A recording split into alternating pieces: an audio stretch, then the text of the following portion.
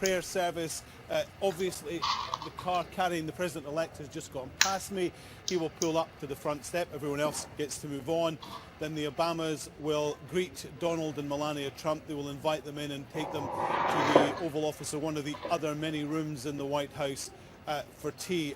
From here, the four of them will depart for the Capitol and the swearing-in ceremony.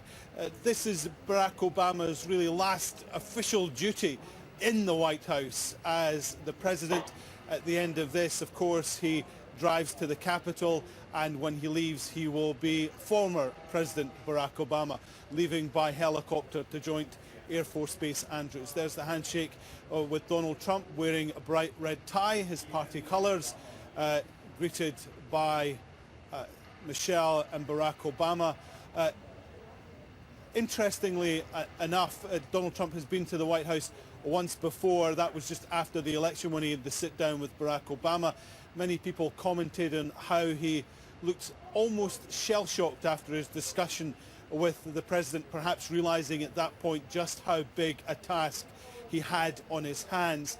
Others who are close to him have been saying that over the last week or so he's been a great deal more engaged in what is required, and of course when he returns to the White House after the swearing-in ceremony, he has promised that he will take action and issue executive orders. Now, executive orders don't need to be approved by Congress. He was very critical of Barack Obama's use of them during his time in office, but he intends to make a number of orders from the Oval Office which will take effect absolutely immediately, and of course they will bear the signature of President Trump. Two Marine Guards standing there at the front of the White House as the Trumps and the Obamas go in for tea and prepare to make their way on a not too cold a Washington morning, but a wet Washington morning to the Capitol and the signing-in ceremony, which of course gets underway in about 45 minutes or so.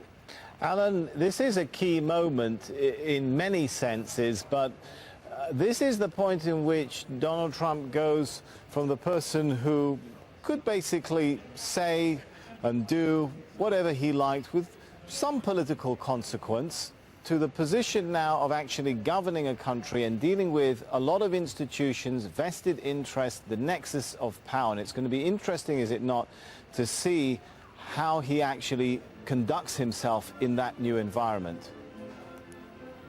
I don't think there's any question that Donald Trump will change. He changed very slightly during the election campaign, and as I said before, I covered it from the very beginning, where he became more disciplined. They gave him the prompter, and certainly in the last week or so of the election campaign, I think someone wrestled the phone out of his hand so they wouldn't tweet quite so much. And people think that that was important in securing the victory. We often heard after the election, well, Donald Trump knows he's now the president-elect and we'll see a different tone. He will become more presidential. And the argument is, of course, that he didn't. He remained Donald Trump. There